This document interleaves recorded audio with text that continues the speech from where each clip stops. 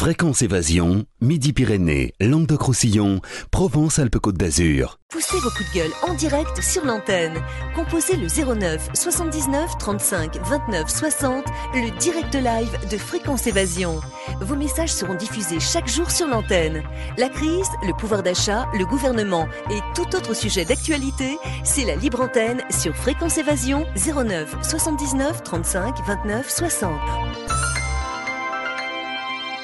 Coup d'un appel local est gratuit depuis une ligne internet. Fréquence Évasion, la culture du Grand Sud. Fréquence Évasion, Languedoc-Roussillon. En compagnie de Mireille Franck, nous allons découvrir le musée lapidaire.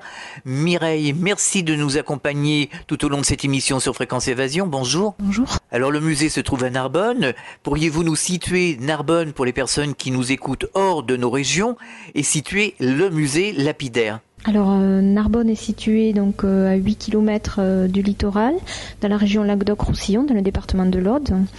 Elle est sous préfecture, puisque Carcassonne en est la préfecture. La ville est située à une centaine de kilomètres au sud de Montpellier et à une soixantaine de kilomètres au nord de Perpignan. Alors qu'est-ce que l'on peut découvrir ici au musée lapidaire? Alors ce musée lapidaire est d'abord l'église Notre-Dame de Lamourguier. C'est une église qui a été terminée en 1289 et qui est un bon exemple du style gothique méridional, comme on peut en rencontrer dans le département de l'Aude, mais aussi autour de l'Aude. C'est-à-dire que cette église présente une nef unique, soutenue par des arcs diaphragmes. Le toit est une charpente de bois et les arcs diaphragmes viennent retomber sur des contreforts saillants, entre lesquels sont disposées des chapelles. Donc l'église présente une nef unique ainsi qu'un chœur à plusieurs pans.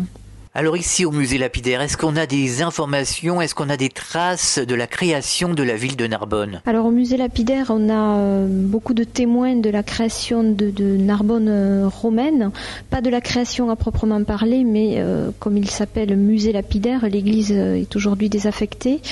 En fait, l'église présente une collection lapidaire, la plus importante après Rome, dit-on, puisqu'elle présente des rangées de bas-reliefs qui sont en fait des remplois de monuments funéraires de l'époque romaine. Ces remplois étaient en guise de frise sur les fortifications de la ville et donc ont été récupérés par les érudits lors de la destruction des remparts. Alors en quelques mots, quelle est l'histoire de cette église?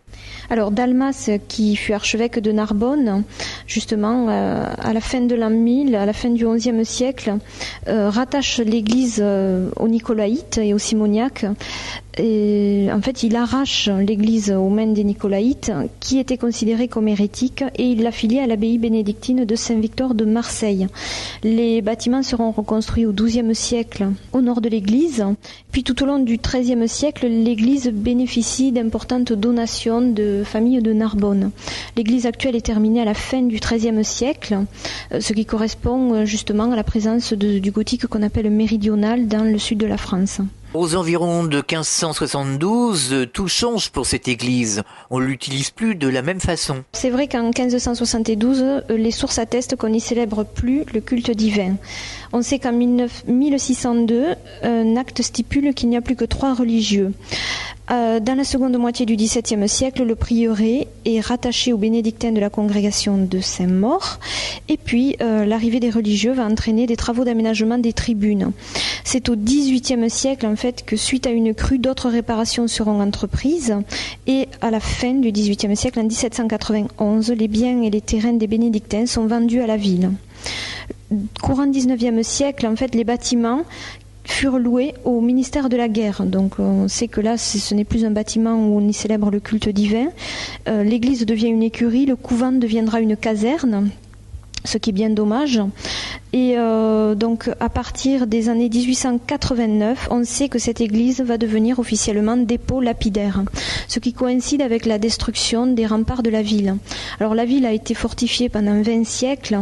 Narbonne a possédé d'abord des remparts en rive droite, dans le quartier rive gauche également. Puis elle est dotée de fortifications sous François Ier. Narbonne était en fait une ville frontière, Perpignan n'était pas espagnol, et pas encore du moins. Et donc ces fortifications vont vont durer jusqu'au XIXe siècle, date à laquelle la municipalité de la ville va voter son déclassement et sa destruction pour voir apparaître les boulevards que nous connaissons actuellement, qui sont le boulevard Féroul, le boulevard Docteur Lacroix, le boulevard Gambetta, l'avenue Général de Gaulle. Quels sont les principaux vestiges, quelles sont les principales pierres que l'on a retrouvées justement attestant de cette époque ? Alors la particularité narbonnaise, c'est vrai, ce sont des blocs qui proviennent de monuments funéraires d'époque romaine, mais Narbonne a été fondée en 118 avant Jésus-Christ. Les Romains disent que Narbonne est la première fille de Rome, donc c'est une fondation officielle, c'est la première colonie officielle hors d'Italie et à ce titre, des monuments funéraires de cette époque vont être construits. On construisait pour l'éternité, on construisait en grand appareil, en pierre de calcaire, en pierre de taille. Beaucoup de monuments présentaient des bas-reliefs qui évoquent à la fois les cérémonies funéraires mais aussi des jeux, des divinités, des rinceaux, des frises. Et ces monuments qui dataient du IIe siècle ou du 1er siècle avant Jésus-Christ vont déjà faire l'objet d'un remploi au IIIe siècle après Jésus-Christ. C'est vrai que durant l'Antiquité tardive, Narbonne, dès 270 après Jésus-Christ, va être fortifiée, va être dotée de remparts pour se protéger contre les premières invasions barbares. Donc c'est là déjà un premier remploi de ces pierres. Et c'est là où c'est extraordinaire, c'est que ces pierres remployées déjà durant l'Antiquité tardive, durant l'époque romaine, vont l'être à nouveau, cette fois en guise de frise et non plus en guise de fondation, sous François Ier lors de la construction des fortifications. Comment s'est passée la construction des fortifications ici sur Narbonne ? Alors cette construction des fortifications s'est en fait déroulée au début du XVIe siècle dans le but de réunir les deux villes. Le quartier de Cité, qui était le quartier en rive gauche, quartier très noble où sont présents l'archevêché, la vicomté, le quartier des chanoines, et pour réunir donc le quartier rive gauche avec le quartier rive droite, quartier très populaire que l'on appelle le quartier de Bourg. Donc pendant tout le Moyen-Âge, le seul moyen pour communiquer d'une ville à l'autre, c'était d'emprunter le pont des marchands. Alors vous l'aurez compris, une histoire très riche, retracée au musée lapidaire, notamment l'histoire de Narbonne. Vous pouvez visiter ce musée lapidaire qui se trouve au centre de Narbonne, Narbonne se trouvant dans l'Aude. À très bientôt sur Fréquence Évasion pour un autre rendez-vous en région. Fréquence Évasion.